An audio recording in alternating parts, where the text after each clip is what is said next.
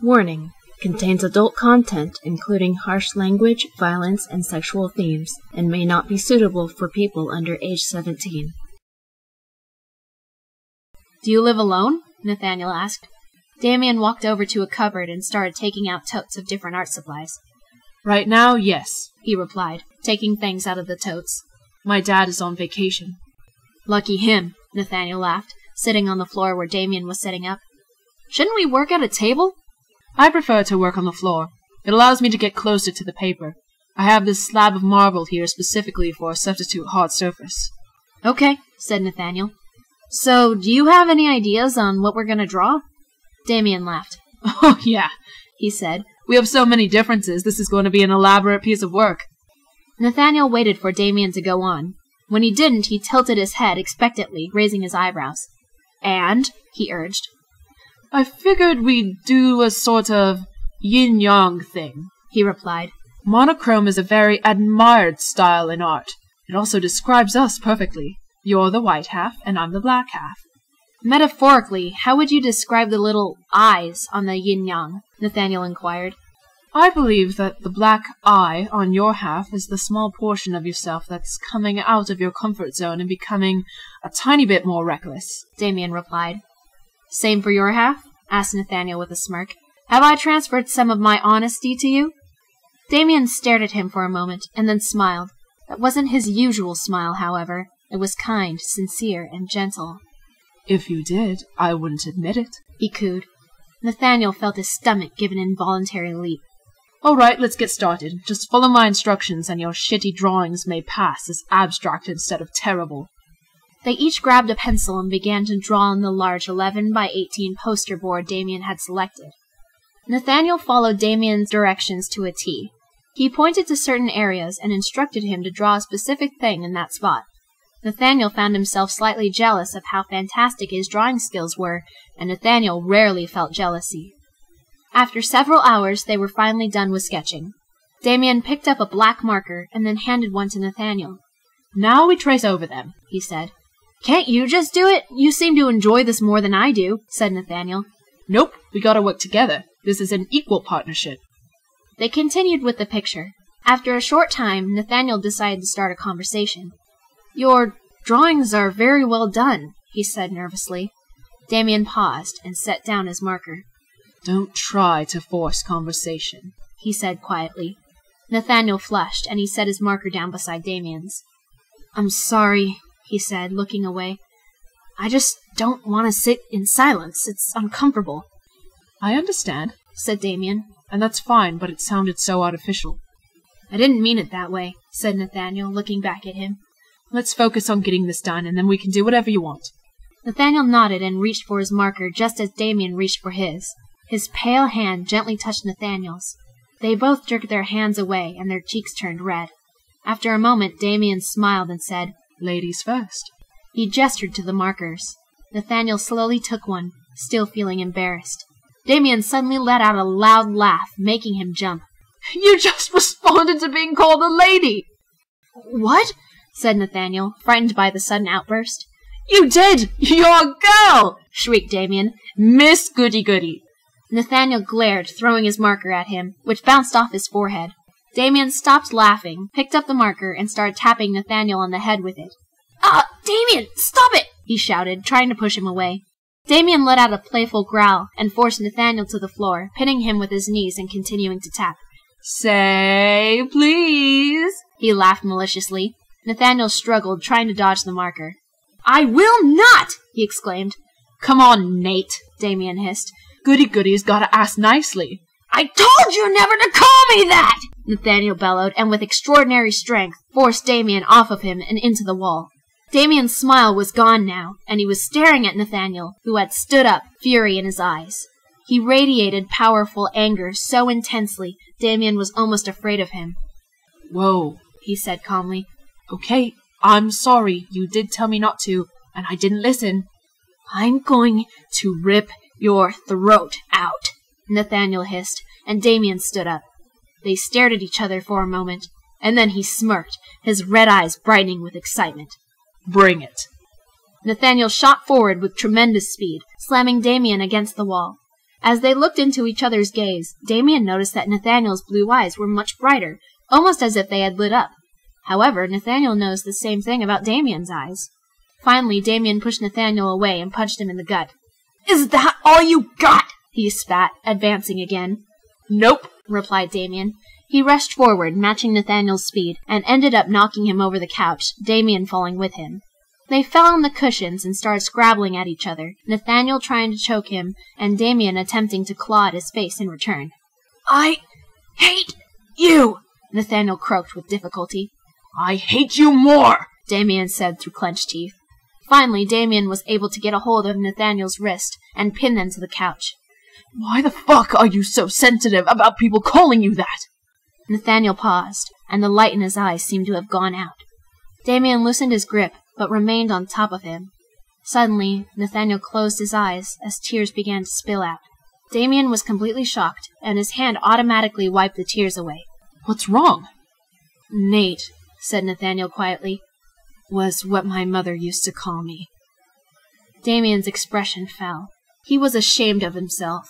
Where is she? He asked softly. Nathaniel sniffled, opening his eyes and meeting Damien's. She died, he said. How? Asked Damien. Plane crash, he lied. The truth was, 50 years ago his mother was murdered by a group of demons. He remembered her blood spilling out, staining her wavy golden hair and beautiful white dress crimson. The problem was, when angels and demons die, they disappear forever since they already walk the realm of death. Damien sat back and pulled Nathaniel into a sitting position. My mom's dead too, he said quietly. Nathaniel moved a little closer to him. What happened? He asked. She killed herself, he said simply. I'm a bastard child. My father raped my mother, and when she gave birth to me, she wanted to just leave me to him.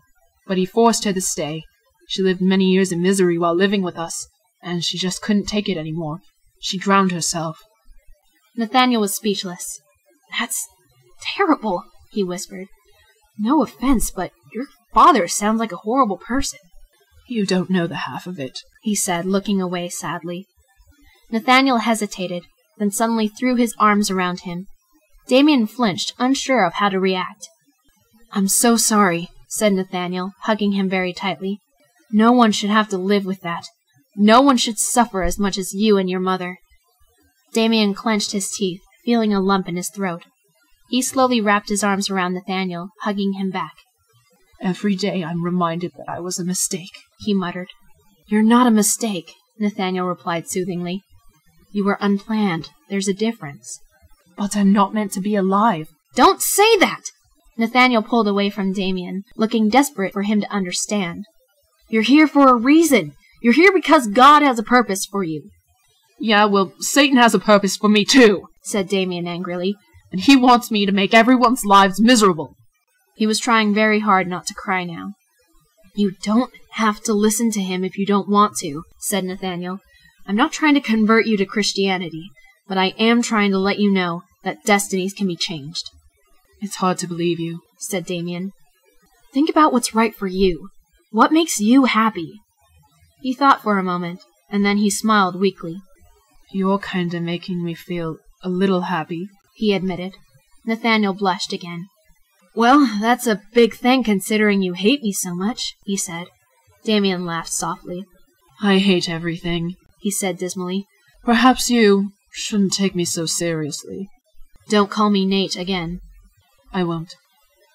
They stared at each other, quite silent. Then Damien looked over at the picture. I'll finish it. You can sit here and watch TV if you wanna. Are you sure? Nathaniel asked timidly. Positive, he replied, and he gently moved a strand of hair out of Nathaniel's eyes. Just chill for a bit, 'kay? Nathaniel nodded, still blushing. Damien stood up and went back over to the floor where the drawing lay. Nathaniel picked up the television remote and started flipping through channels, eventually stopping on the Discovery Channel. He liked watching educational television, not because it was intellectually stimulating, but because he found it entertaining. It took about an hour for Damien to finish the picture. When he was done, he brought it over to Nathaniel to show him. He was surprised at how fantastic it looked. Nathaniel had drawn himself beside a cross, and then surrounded them with little drawings of books, crudely drawn figures that resembled people with smiley faces, the sun, clouds, and a dove carrying an olive branch. Damien, on the other hand, drew himself in front of a pentagram, a frown on his face, and eyes closed. He was surrounded by fire and malicious-looking faces, and it looked as though a shadow was trying to tie a rope around his throat. There was the serpent he had tattooed on his shoulder blade, an upside-down cross, also known as Peter's cross, and the silhouette of the devil. He had even shaded both of their sides. His entire half was almost all black. "Wow, that looks amazing," said Nathaniel. "Especially yours. Too bad it's so dark." "Well, that's how I am," said Damien bluntly. He put the drawing on a side table and plopped onto the couch next to Nathaniel, snatching the remote right out of his hand and changing the channel. "Ooh," he said when he found something interesting. "a serial killer documentary." Nathaniel frowned, looking at the television and seeing the picture of an elderly man with a mustache and a bowler hat. "Who is that?" he asked tentatively. "He's my second favorite," Damien replied excitedly. "Albert Fish. He was a cannibal." "How can you idolize someone like that?" said Nathaniel in disbelief. "I don't idolize him," said Damien sharply. "I find the psychology of serial killers fascinating. To see people do these things, such extreme things, pure evil. What makes them do it? What is their drive? And their intelligence?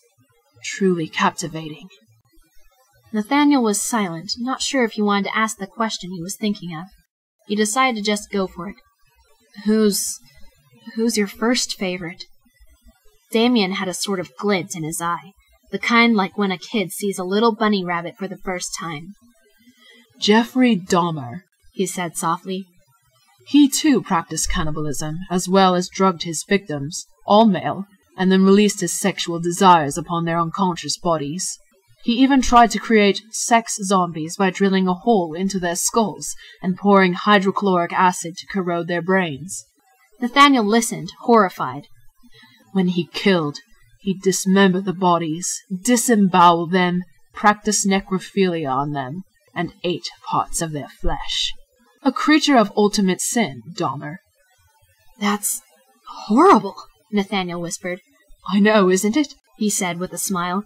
"These disgusting humans and their evil tendencies. No wonder God is disappointed.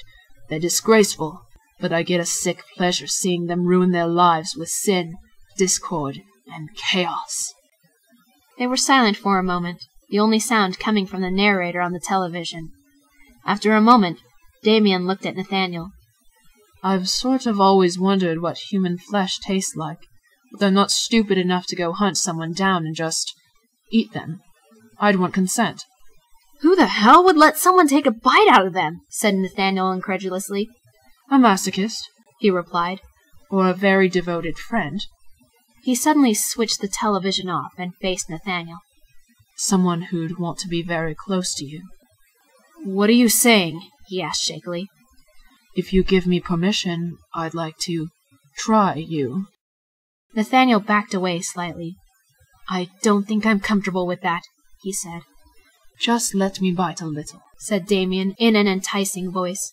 "If it hurts too much, I'll stop." "Are you into vampirism?" asked Nathaniel. "No," Damien replied. "I just like to try new things." He moved a little closer. Okay, Nathaniel stammered. Just once, I suppose." Damien smirked. "Attaboy." He slowly and gently crawled on top of him. He undid the first 3 buttons of Nathaniel's pale yellow shirt and pulled the collar away to expose his neck. He leaned down and gave his skin a little lick. Nathaniel shivered, closing his eyes and trying not to panic. Then Damien bit his neck ever so gently, making Nathaniel let out a small moan. Fueled by this sudden sound, Damien bit hard without warning. Nathaniel cried out with pain, clenching his fists tightly. "Damien!" he breathed sharply, and he bit even harder, breaking the skin. Nathaniel screamed, suddenly grasping Damien's shirt. "It hurts!" he gasped, squirming frantically, but Damien didn't let go. He tasted Nathaniel's warm blood escaping through the few layers of skin he had managed to break. He didn't want to stop. He was enjoying himself too much. It was almost like he was under a spell. Nathaniel's cries sounding like they were a great distance away. All he cared about was consuming a small part of him, to dominate him, to make him his.